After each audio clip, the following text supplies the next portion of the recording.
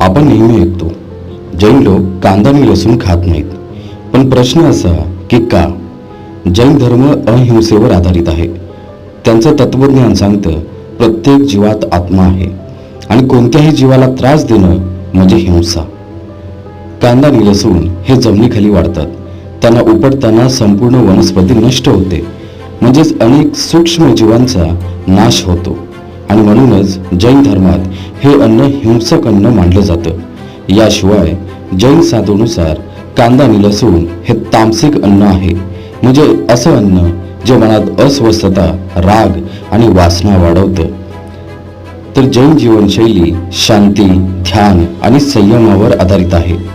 म्हणूनच जैन लोक फक्त कांदा आणि लसूणच नाही, तर मूलभूत जीवांना हानी पोहोचवणारं असं कोणतंही अन्न टाळतात. त्यांचा हेतू एकच, स्वच्छ विचार, शुद्ध आचरण आणि शांत जीवन. अहिंसा हीच खरी पूजा.